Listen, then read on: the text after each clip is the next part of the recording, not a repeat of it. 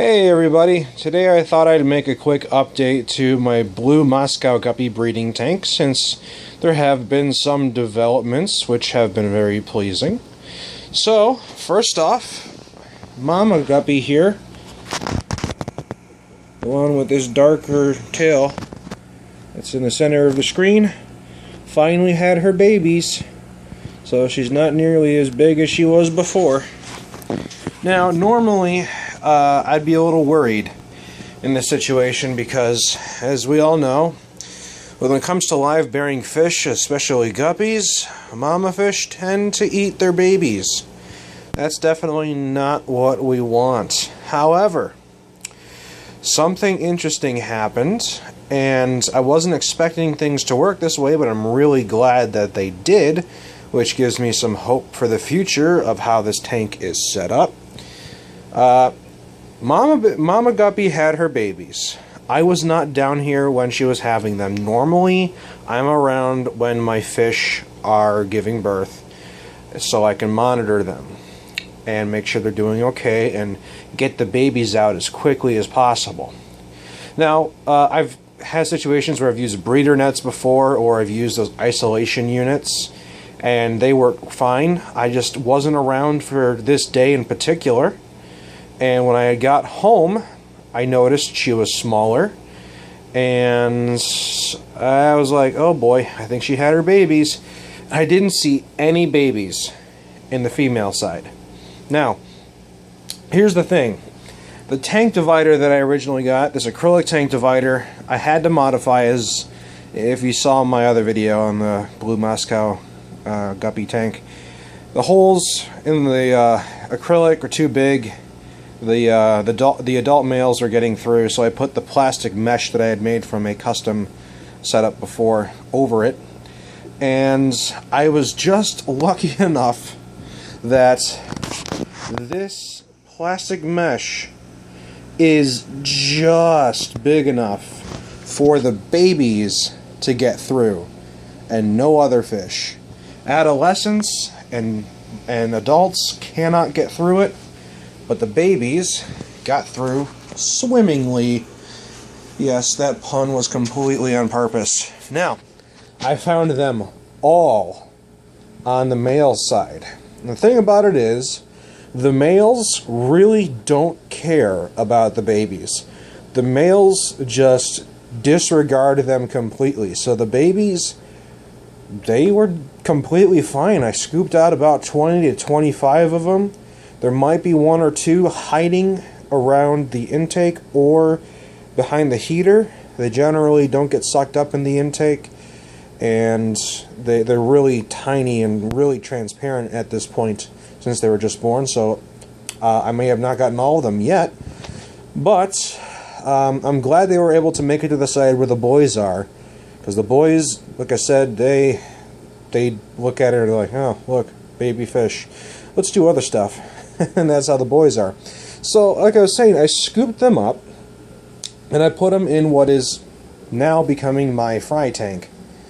So, right here is where I have all the babies. And you can see them swimming around, kind of doing their thing, multiple sizes because multiple generations. They take a while to grow. The smallest ones may not appear on camera. And I've got my little isolation unit in here because my nearite snails are cleaning it. It was really full of algae, and scraping it doesn't do any good. But my nearite snails always get it squeaky clean. So whenever I have something that needs to be cleaned that's an aquarium product, I let my nearites do the job. So I've got, you know, from a few days old to a few weeks old in here, and they will stay in this tank until they are big enough to join the adolescents and adults in the other tank. And by the time they're adolescents, I'll be able to tell the sex of the fish and put them accordingly with the females or the males. Now, another interesting development is mama fish that was sick for a while, that had been sick when I had used this as a hospital tank, is completely better. She's swimming around. She's right there in the center of your screen. And she's become very active. She doesn't have any pustules, any markings, any sort of thing on her body. Her color is a little less vibrant than it used to be when I first got her. But you can see she's active, swimming around, and she is just very peachy. You know, I'm so happy to see her doing well again. She's not like floating and tipped up to one side or whatnot anymore. So I'm sure she's glad to get out of the 10-gallon tank. She was in there all alone, and she can be kind of social.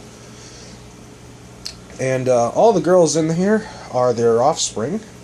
And all the baby girls have great spines, great color on the back fin.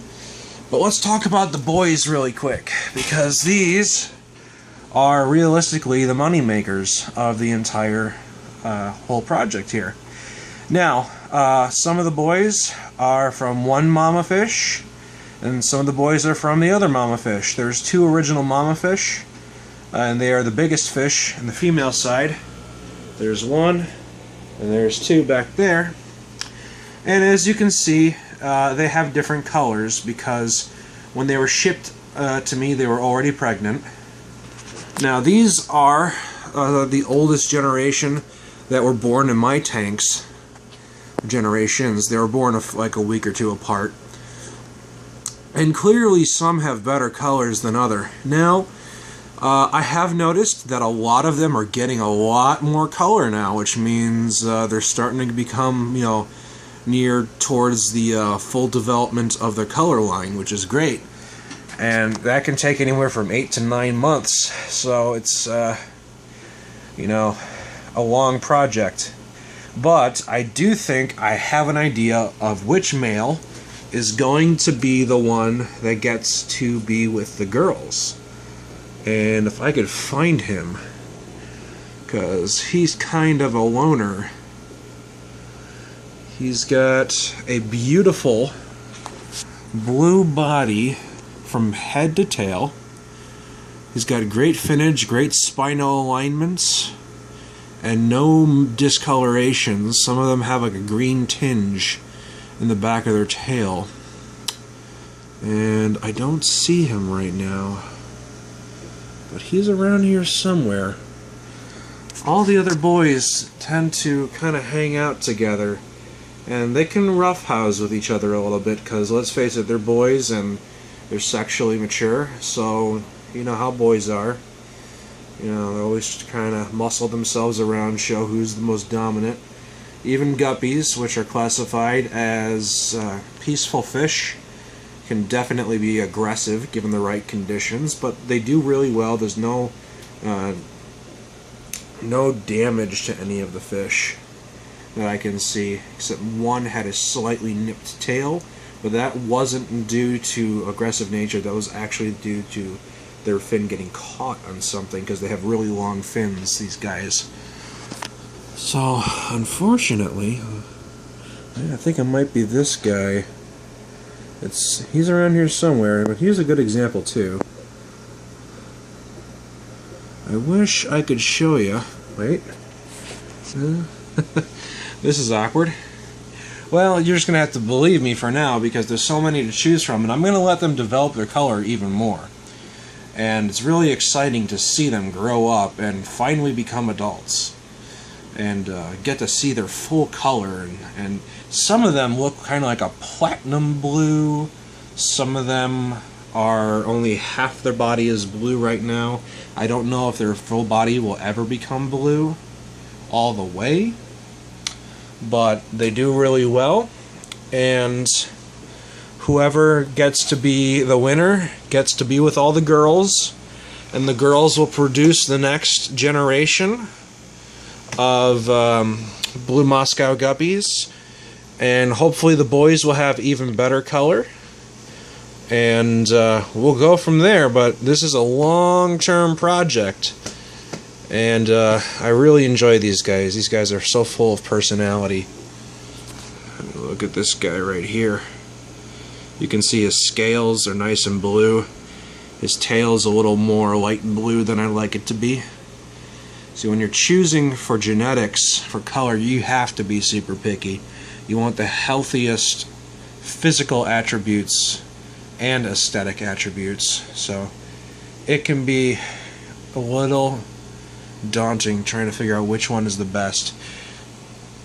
But yeah, that pretty much sums up the new things going on with the Guppy tank. So thanks to all who are actually interested in seeing how these fish tanks turn out. Everything is going pretty much as planned. I'm sure a few of you have seen Poof, my puffer. He's down in that tank right there, on the bottom left. Poof is a tiny little pea puffer, and he's taking care of all the infestation snails for me. So he's a good little poofler fish. And if he shows enough docile behavior towards the shrimp, he might get to go in my Dream Blue Velvet tank and annihilate the rest of the pest snails, even though I've got like 20 assassin snails in there. They just take forever to do their job. And of course that tank down there is fully cycled, but it needs a light. And then I need to stock it with some pumpkin shrimp. And over here's the 20-gallon tank that a friend had given me because they were moving away and they didn't just want to throw it away. This tank is actually for sale. Everything involving it is for sale. So yeah, hopefully I'll sell that one day and get the money to go towards that 10-gallon tank to properly set it up for pumpkin shrimp breeding, and then get rid of the rest of the cherries in there and get Bloody Mary red cherries. So, yep, things are coming along in the fish room. Things are doing quite well.